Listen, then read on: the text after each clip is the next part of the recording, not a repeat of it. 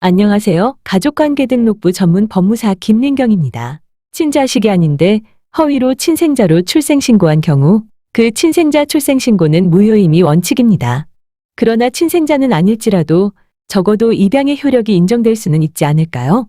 그렇다면 입양의 효력이 인정되기 위한 기준은 무엇일까요? 오늘은 입양을 하면서 입양신고를 하지 않고 친생자로 출생신고한 사례를 통해서 입양의 효력이 인정되는 기준을 살펴보겠습니다. 사례. 슬아의 자녀가 없던 감남과 을녀는 A양의 생모로부터 입양해서 잘 키워달라는 부탁을 받고 마치 자신들이 낳은 친생자인 양 출생신고를 하고 양육했습니다. 그런데 얼마 후 부부가 이혼하게 되자 양부인 감남이 A를 맡아서 양육하였고 감남은 재혼한 후에도 계속 A를 양육하였습니다. A는 양부가 이혼을 하는 바람에 양모인 을녀를 만나지 못하게 되었습니다. A가 양모를 잊지 않고 계속 그리워하자 이를 안타깝게 여긴 할머니께서 여러 곳을 수소문하여 양모를 찾게 되었습니다. A와 양모는 그 후 계속 교류하며 모녀의 인연을 이어갔습니다. 그런데 양모가 사망하자 양모의 상속인들이 A를 상대로 친생자 관계 부존재 확인 소송을 제기하였습니다.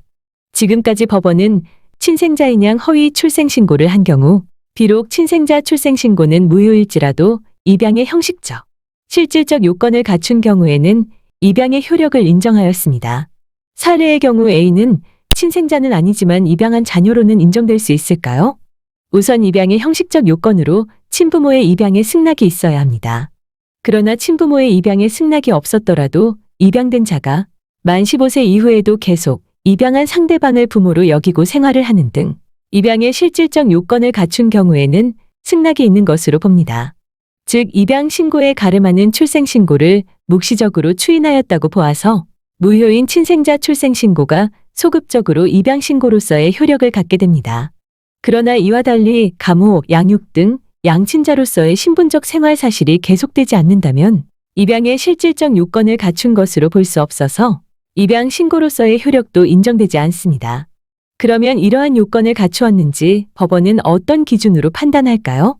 법원은 양친자의 신분적 생활관계 유무를 판단함에 있어 동거 및 감호, 양육 여부를 주된 기준으로 삼기 어렵고 과거 양친자 관계를 맺고 함께 살아오면서 형성된 서로에 대한 감정, 내지 정서적 애착 그리고 형편에 맞춰 만나고 부조하는 등 서로를 대하는 태도와 정서적 유대관계 등에 보다 주목할 필요가 있다고 하였습니다.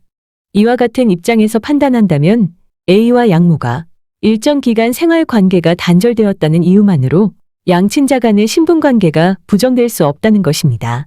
부부의 이혼이라는 자녀 A가 책임질 수 없는 사유로 잠시 단절된 것으로 볼 여지도 있으나 이는 외부 상황의 변화에 주로 기인한 것이고 A와 양모가 종국적으로 절연된 것으로 볼 수 없다는 것입니다.